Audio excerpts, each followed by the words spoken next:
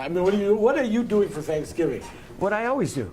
Which is? I play football. You know, the Turkey Bowl. It's not football when you're 69 or 70 years old playing it. It's still football. Well, I'm the oldest guy, not the youngest guy. I'm sure you are. We used to play in a game, and there's a guy out there who played with us. It was called the Boobas Bowl, which was named after Harold Fisher's grandfather on Thanksgiving. Well, some of the guys that played in that have played in this game, and we've been playing this game since longer than the Boobas Bowl, because in 4th grade I started playing this, right when I met you. I remember your father wouldn't let you come to the game because he wouldn't allow you to play tackle football. That's exactly right. I wasn't allowed to play tackle. Hey, Boomers, we're on. Oh, live from the iconic Corky and Lenny's restaurant in Woodmere, Ohio, we are the Fabulous Boomer Boys.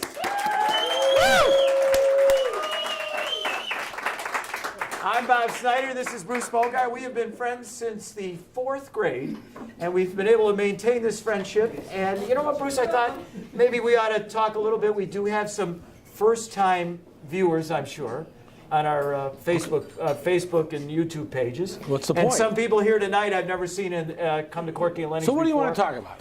Let's tell people a little bit about the history of how we got this going. Okay, well, go ahead. It's your show. All right. See, then he always says that. When we were 25 years ago, let's go back to that. We won't go too much farther than that. I would hope not. We did a program on WHK radio called The Fabulous Boomer Boys because we felt with people like Bill Clinton, who, believe it or not, is back in the news again today. Because Lamont... no politics. All right, well, no anyway. politics. That what you promised me there. All right, but his girlfriend from those days is on TV again talking about But you still promised me. All right, no politics. So anyway, but it's news. So anyway, we thought we had a baby boomer president, Bill Clinton. We had baby boomers were the largest spending people in the country as far as actual income they had. So we decided that they needed a voice. So we went on WHK, and the show progressed from one night a week for an hour to they put us on morning drive. 5 days a week from 6 to 9. And I was still drinking then. It was a rough. That was not easy. To court? Oh, my Lord. And we had our day jobs. And by the way, can I just say it did not contribute to the longevity of my first marriage. No. Not at all. I think I got married because of that show. But anyway. But then 25 years passed, and we decided, well, you know, let's have an anniversary show one day. And, of course, we sat down and talked about it. We invited Stuart Fenton, the original third Boomer Boy. And instead of that, you know, here we are. Well, the thing we decided after Bruce suggested that we do one show for an anniversary show is that with the beauty of social media, like we're on YouTube, we thought, why not go on there and see what happens? And figuring that we wouldn't need a big budget, we just tell a lot of people to watch, get some good guests, and see what would transpire. Before we get to tonight's good guest, yes. Tell them what this concoction of colors is. Right. Now, I apologize for the glare. We will try to get rid of this when we start our 3rd season. But for right now, the color contrast here is scarlet and gray for the Buckeyes, who are going to beat Michigan. And brown and gold because Bruce and I went to Brush High School. Yeah. That's it. So that's the reason for that. And I just want to say one thing. We are on the verge of, we've decided, we have been non-commercial. We are going to start taking commercials in our December broadcasts, and we're kind of happy about that because the people have come to us, and one of the reasons is the amount of people that have actually been tuning us in. If you're watching this on your YouTube right now, we can tell you that, for example, the Robb and Swoboda opening night, where we are now up to almost 1,000 hits. Which I think we never would have thought that was going to happen. You know, anybody can be on TV like Robb and Swoboda, but not everybody can be an Undertaker. That's true. Okay, and I know Robb Forward, who's our guest tonight. He'd be the last one to let you down. Okay, now I'm done. All right. Hey, gotta go. All right. So let's everybody give a big round of applause. We'll introduce him and talk about him. And he's got some good stories, and if he doesn't, we're going to ask him some good questions. Everybody from the Brown Forward Funeral Home, Robb Forward.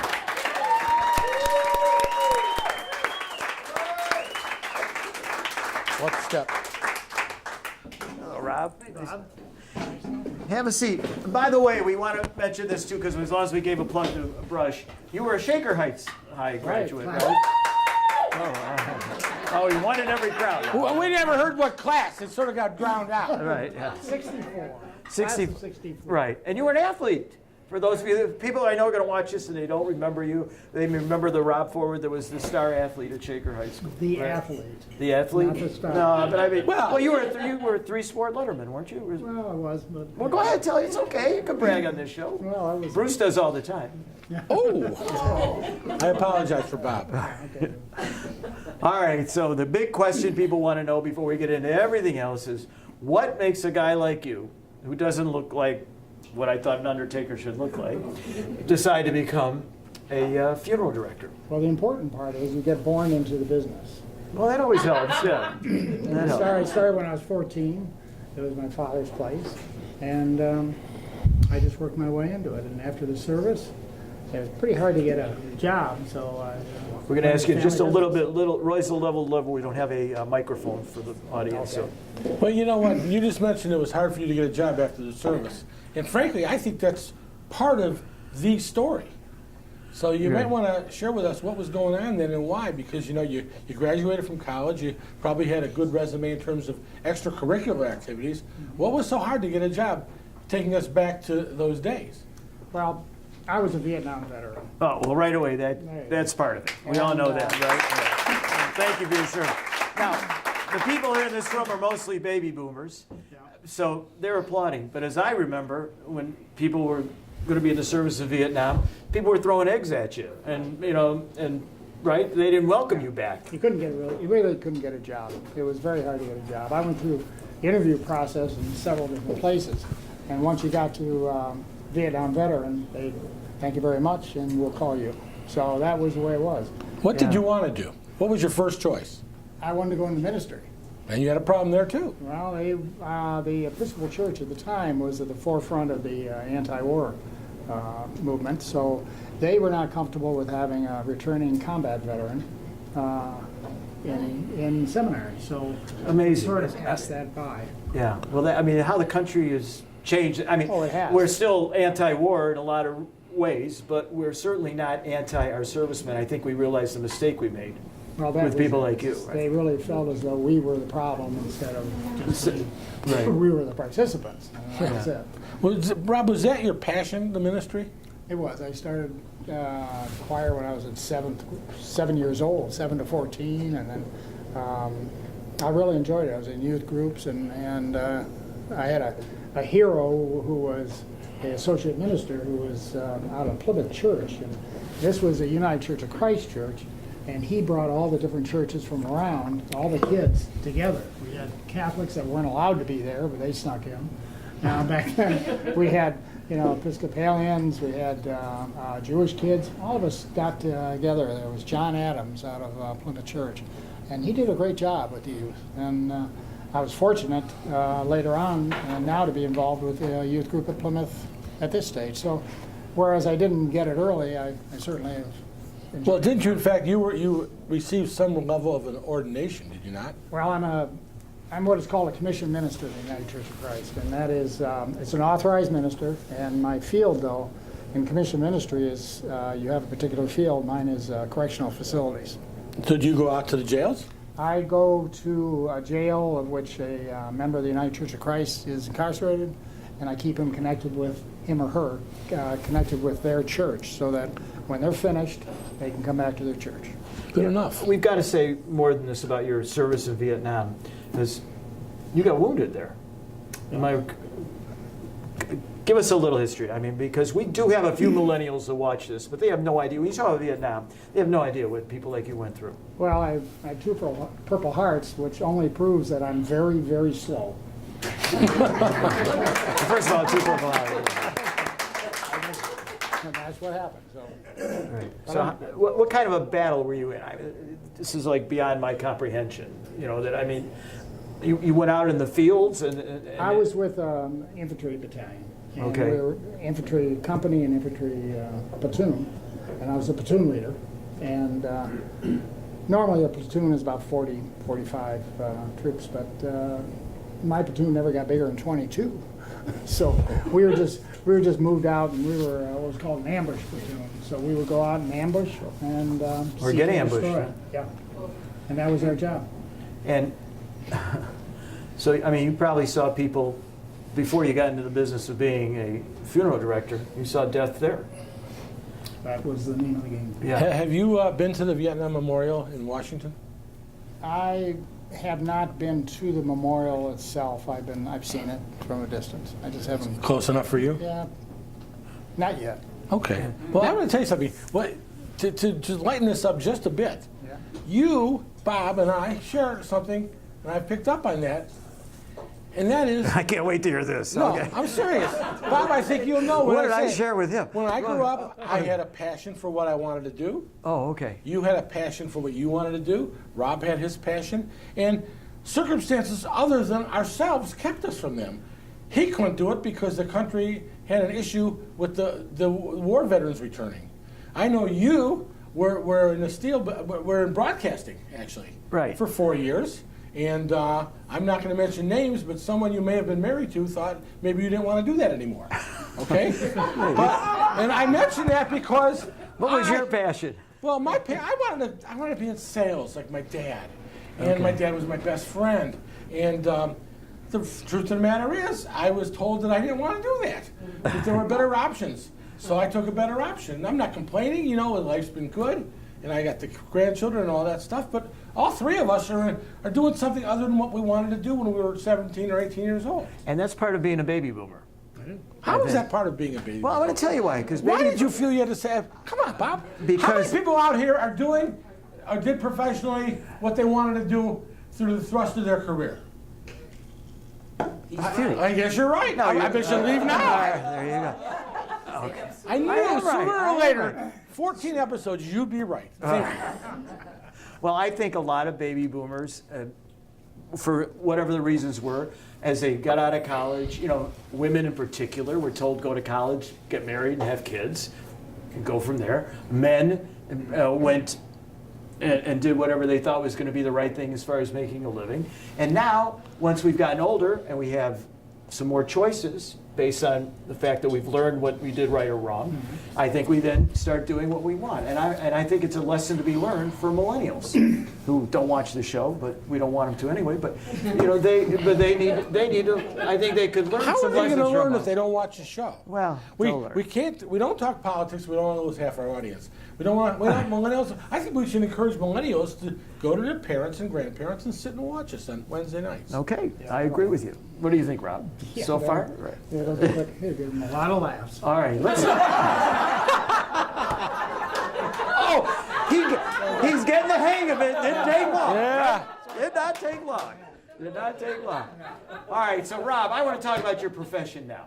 Okay. A little bit, just a little bit. I heard a really interesting commentary today about people that when they get buried. I don't know how else to say this, but I've got to say this, like Howard Stern, who I really like, and he was talking just today on his program about his father would always reflect on when someone said such and such a person passed away.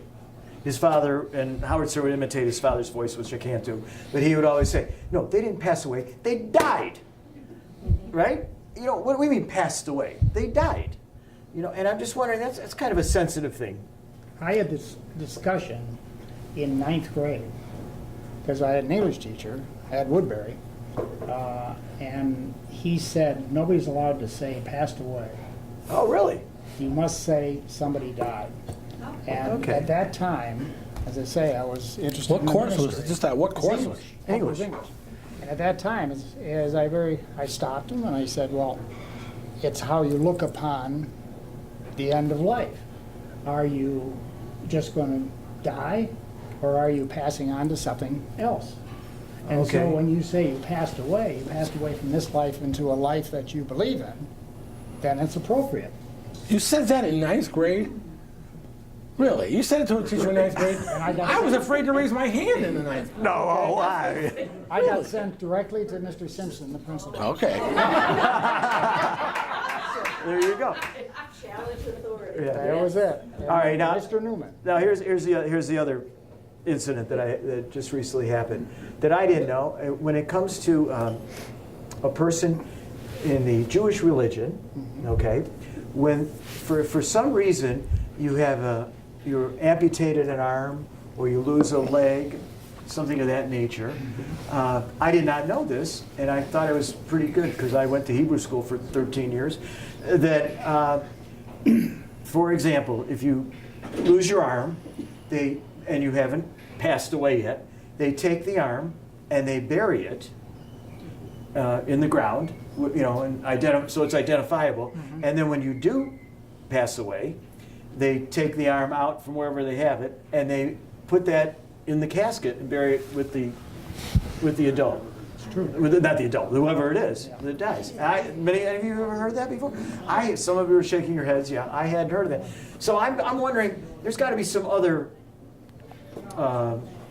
things that you, what are a better word to say, but there must be other things that you can remind us of that other people do that maybe we didn't realize that you've run across. Speaking to that reason, in Israel, they have rescue teams, that after a bombing or There you go. something happens, they come in and they recover every part of a person so that they can be buried with But them. now I know why. So Yeah. that's the whole reason. And what's interesting about traditions is sometimes they get overlapped. I was to have my youth group out at Pine Ridge Reservation, the Sioux Indian Reservation, and we were waiting for Native American. Native American, but these were the Sioux, Lakota Sioux. Okay. So we were waiting for our lecture for the night, and he was a little late. And he came back and he said, "I'm sorry I was late, but I was at my mother's stone setting."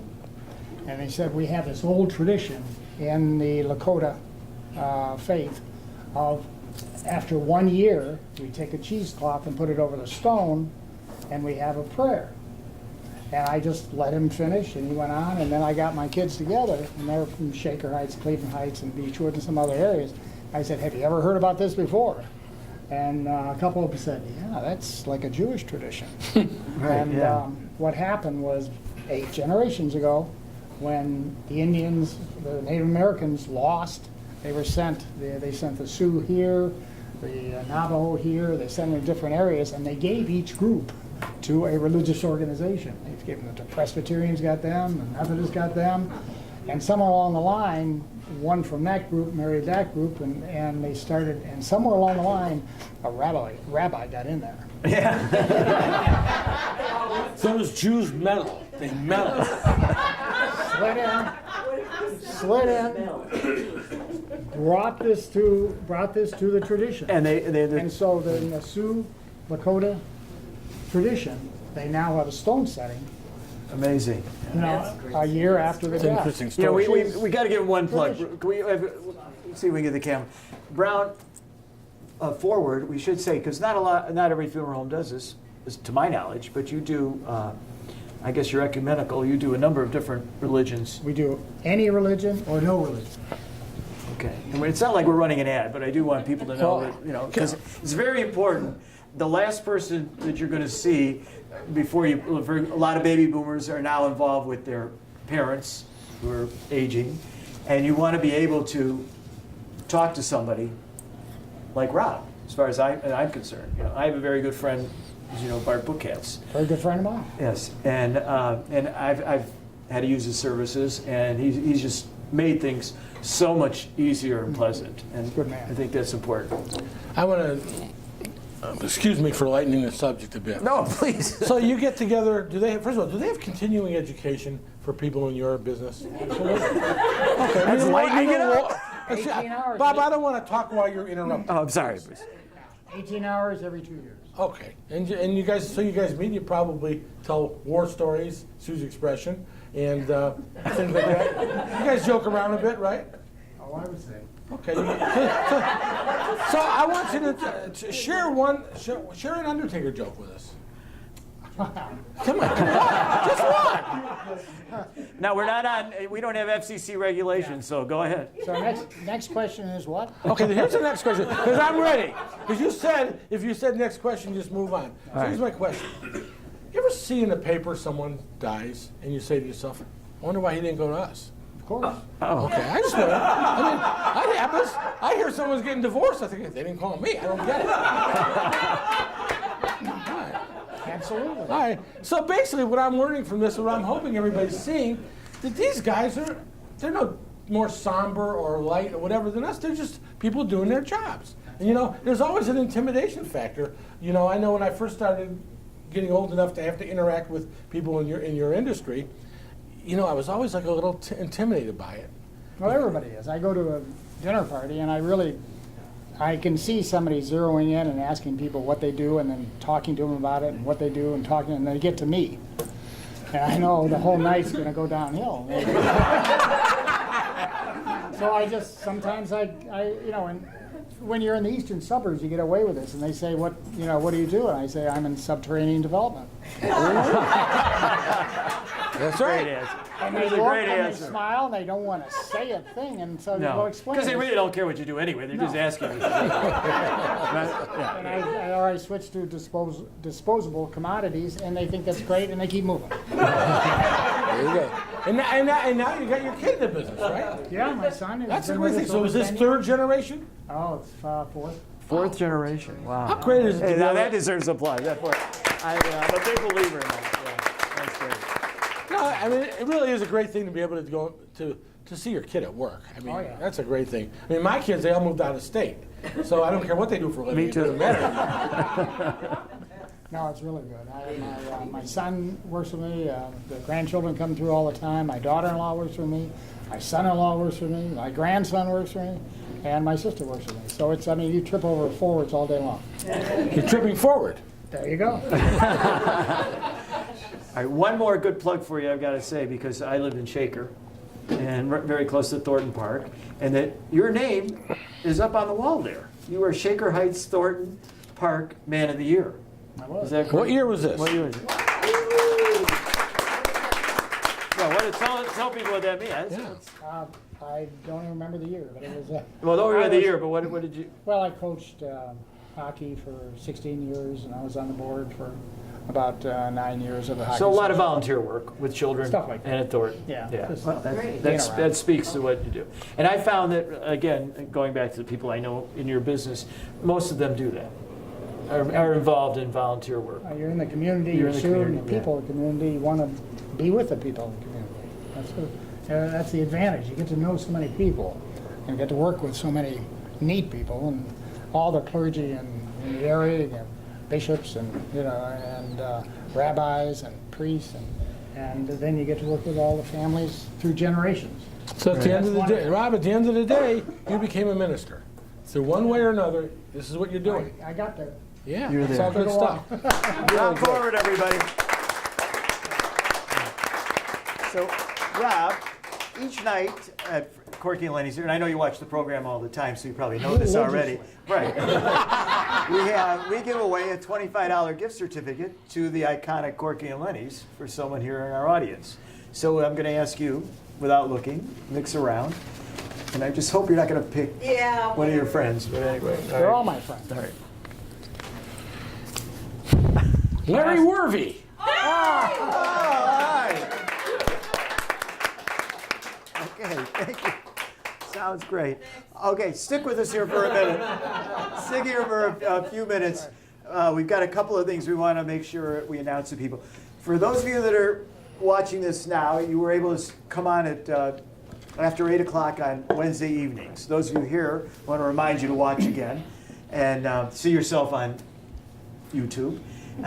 And then we're going to take a little break for a few weeks because since we tape on Monday nights, we're going to be running up against different holidays, Thanksgiving, the fallout from that next week. But we're going to come back in December with 3 shows in December before we take off for the Christmas and New Year's holiday. But we do want to remind everybody that we're going to be having, as we mentioned, or I don't think we have mentioned yet, that we're going to have some commercial announcements on. And next week we've got an interesting fellow on, and he's from Tri-C Community College, Jerry Jelinek, and he currently is a disc jockey on a radio station out of Bainbridge, 91.5. I don't know how many of you listen to that. We have a few people here. Yeah. They play a lot of big band and music of your life. I have got to start reading your emails because I listen to that station. Me too. I really don't open all your emails. I've been busy. But Okay, that's well, there you great. go. They play big band. They play the music from my father's generation. Right, Like and Miller ours stuff too. like Yeah, that. yeah.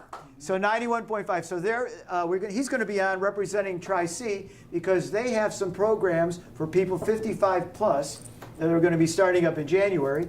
And believe it or not, they believe that we are going to be a good vehicle to help promote that. So we're going to be talking to them about a lot of things, but Jerry's also be talking about that.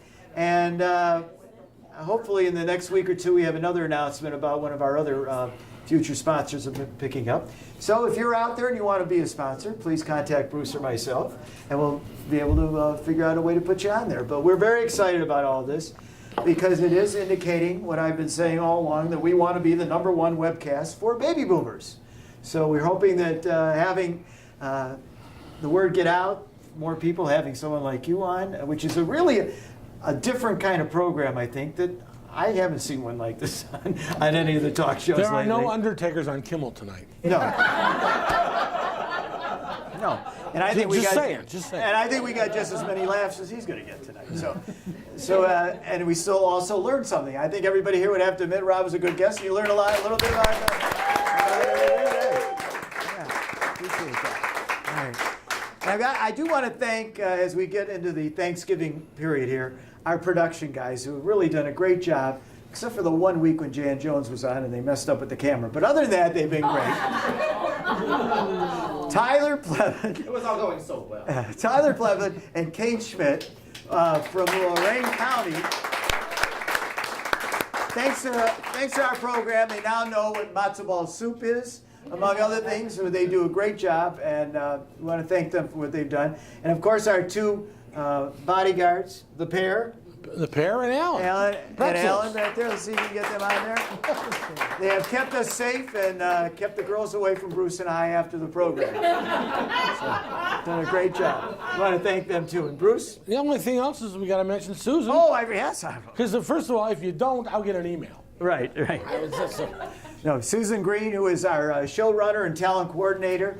And we have got, thanks to Susan, some really interesting guests coming up both in December and January. And I don't even know if I want to say their names yet because... You don't? Don't? Okay, we're going to surprise you. But they are really going to be some heavy hitters, people you've heard of and you're going to want to see, like we've been doing all along here on the program. I got a meeting to go to. Oh, you got to go? Okay. So anyway, please continue watching. And those of you that are new, we've got like 11 shows up there. So while we're off for a week, you can get a chance to catch up and see some of our previous shows, and we think you'll enjoy it. And if you can, please be here on December 3rd, I believe is a Monday night, where we'll be taping Corky and Lenny's. Bruce, I know you're coming, so we make sure we have a seat for you at the table.